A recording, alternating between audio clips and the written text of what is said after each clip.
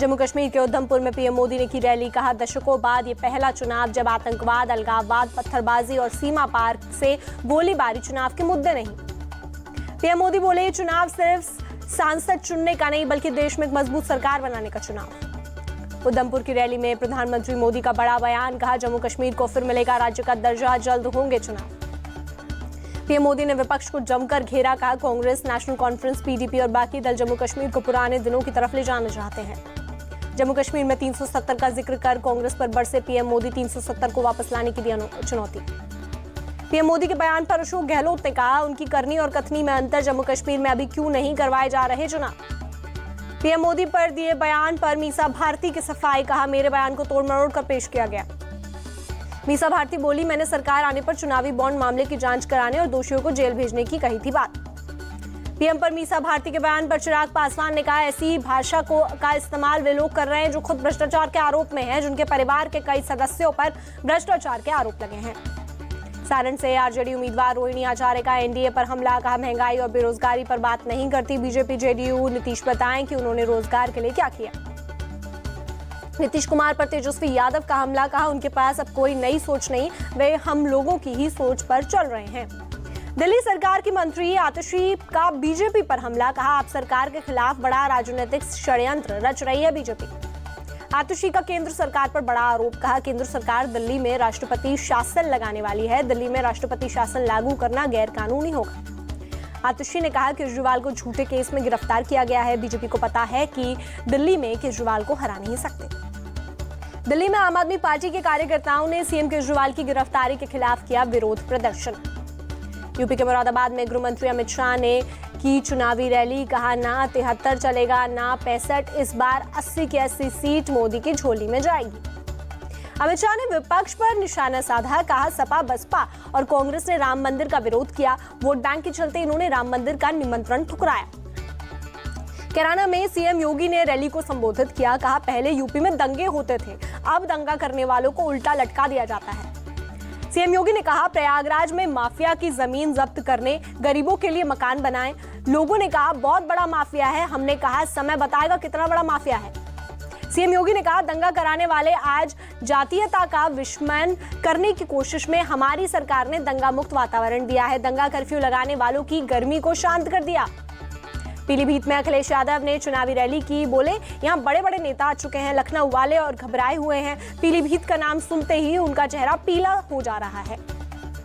अखिलेश ने कहा, पीलीभीत की जनता ने समाजवादी पार्टी को ऐतिहासिक वोटों से जिताने का मन बना लिया है।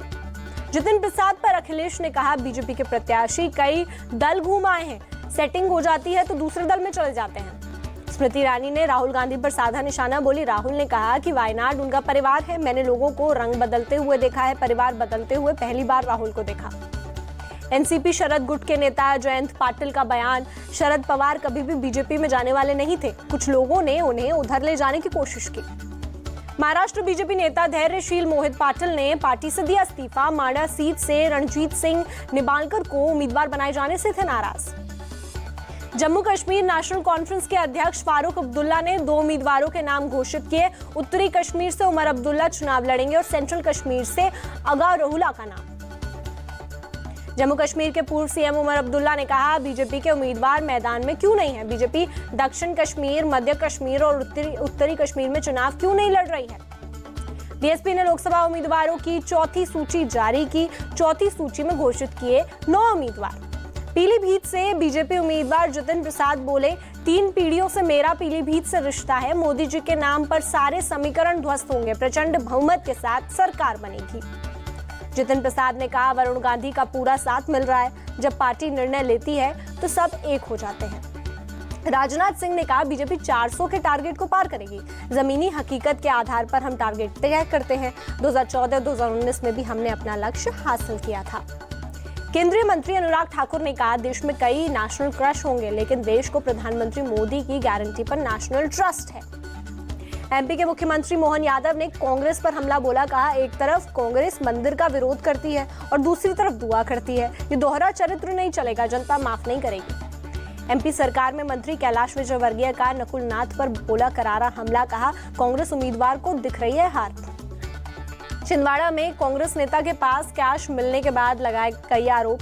कहा हार की हताशा में नकुलनाथ कहीं शराब बांट रहे तो कहीं पैसा। कैलाश विजयवर्गीय ने वोट के लिए नोट तंत्र के इस्तेमाल का लगाया आरोप। कहा इसकी चुनाव आयोग में करेंगे शिकायत। छिंदवाड़ा सीट को संवेदनशील घोषित करने की मांग करेंगे। कर्नाटक के डिप्टी सीएम डीके शिव कुमार ने कहा कर्नाटक में बीजेपी की कोई लहर नहीं है, यहाँ सिर्फ कांग्रेस की लहर है। 20 से ज्यादा सीट जीतेगी बीजेपी कांग्रेस। मध्य प्रदेश कांग्रेस अध्यक्ष जीतू पटवारी ने बीजेपी पर साधा निशाना। कहा अलग अलग बॉन्ड की योजना के अंतर्गत इकट्ठा किए धन से 100 गुना ज्यादा है बीजेपी के पास काला धन। कांग्रेस नेता दिग्विजय सिंह ने चुनाव आयोग पर लगाया आरोप। कहा इसी ना तो हमारी किसी बात का जवाब देती है और ना ही हमें मिलने का वक्त देती है। ईद पर दिग्विजय सिंह की दुआ पढ़ने पर बीजेपी ने घेरा। दिग्विजय को बताया राजगढ़ी चच्चा जान का, जिनका राम में विश्वास नहीं वे जीत की दुआ करने पहुंचे। दिग्विजय सिंह के दुआ पढ़ने पर एमपी के सीएम मोहन यादव का बयान। कहा भगवान राम के मंदिर का विरोध करते हैं, दूसरी तरफ दुआ करते हैं, दोहरा चरित्र नहीं चलेगा। एमपी के सीधी में बीजेपी अध्यक्ष जेपी नड्डा ने रैली को किया संबोधित। कहा आईएमएफ को अगर कोई उगता सूरज दिखता है तो भारत दिखता है। भारत ने ऑटोमोबाइल क्षेत्र में जापान को भी पीछे छोड़ दिया है। उत्तराखंड सीएम पुष्कर सिंह धामी ने खटीमा में लोगों से की बातचीत। पीएम मोदी द्वारा दिया गया राम राम का संदेश पहुंचाया। कर्नाटक के रण में उतरे गोवा के सीएम प्रमोद सावंत। कारवार से बीजेपी प्रत्याशी रूपाली संतोष नायक के समर्थन में रोड शो किया। त्रिपुरा के गोमती में चुनाव प्रचार में उतरे सीएम मानिक साहा। पश्चिम लोकसभा से प्रत्याशी के समर्थन में रोड शो किया। ओडिशा के संबलपुर में केंद्रीय मंत्री धर्मेंद्र प्रधान का चुनाव कैंपेन जारी। धर्मेंद्र प्रधान ने युवा और फर्स्ट टाइम वोटरों से की मुलाकात, बीजेपी के समर्थन में अपील की। मनाली में बीजेपी उम्मीदवार कंगना रनौत का राज्य के मंत्री विक्रमादित्य पर विवादित बोल। कहा एक पप्पू दिल्ली में है और एक हिमाचल प्रदेश में है।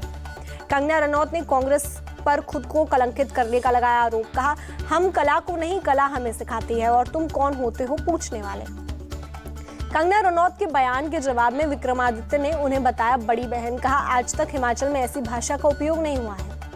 बॉलीवुड सिंगर जुबिन नौटियाल ने पौड़ी गढ़वाल में बीजेपी प्रत्याशी अनिल बलूनी के लिए किया चुनाव प्रचार। जनता से मांगे वोट।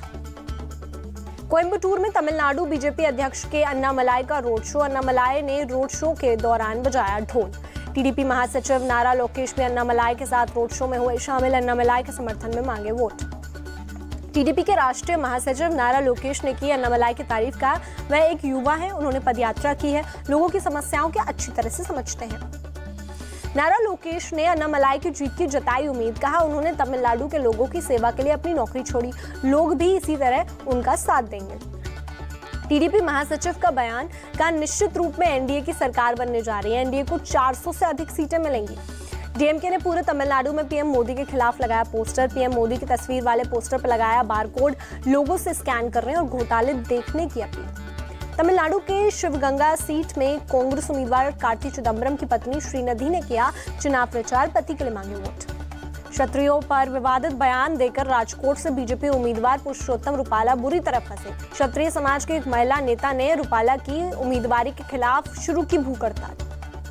कोयंबटूर में चुनाव प्रचार के दौरान भिड़े बीजेपी और डीएमके समर्थक। झड़प में दोनों तरफ के कई लोग घायल। हंगामे के दौरान पुलिस ने संभाला मोर्चा, दोनों पक्षों को कराया शांत।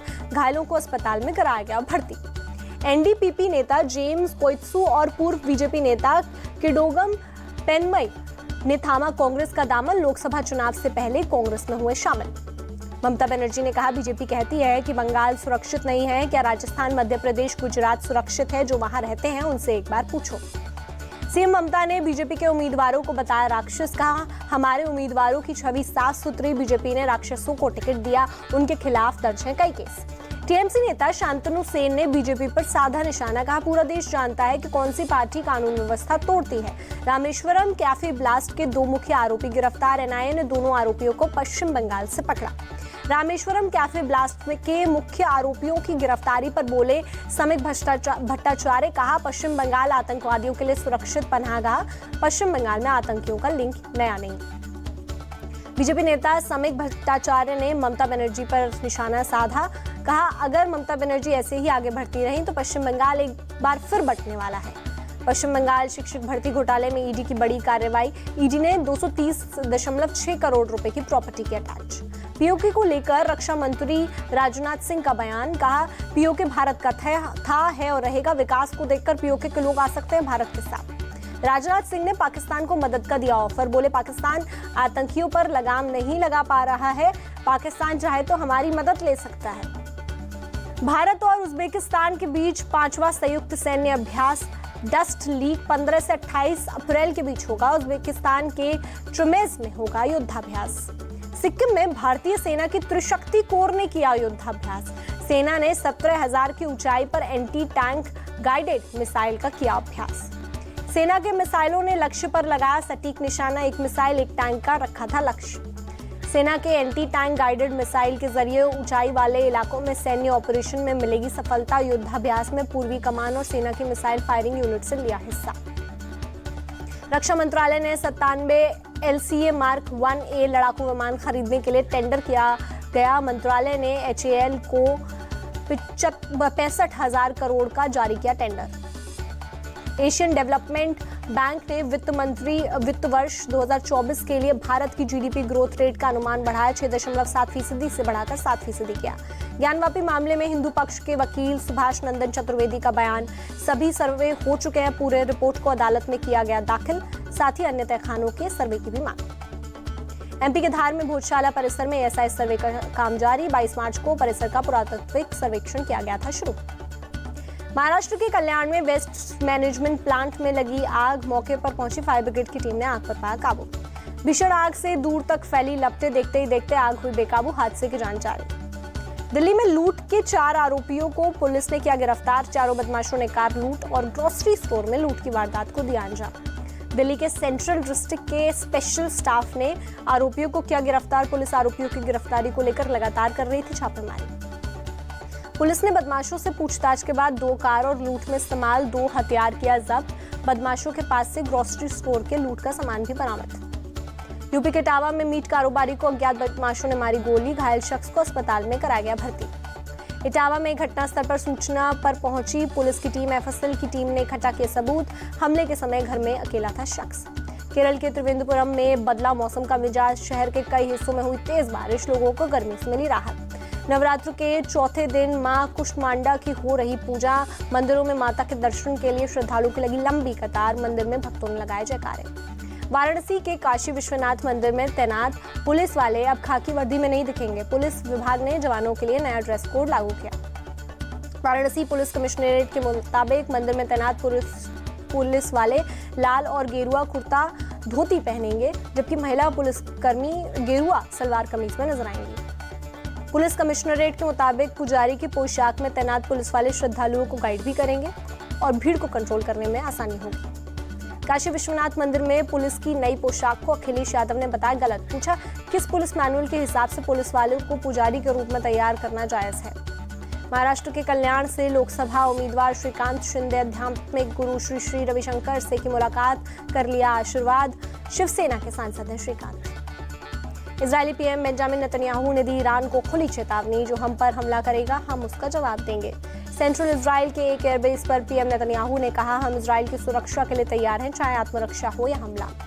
इजराइल गाजा में राहत सामग्री के ट्रक के लिए नए बॉर्डर खोलने को तैयार। इजराइल सेना के प्रवक्ता ने दी जानकारी। यूक्रेन की संसद ने सैन्य भर्ती का नया विवादित कानून किया पारित। हर एक नागरिक को सेना में भर्ती होकर देनी होगी अनिवार्य सेवा।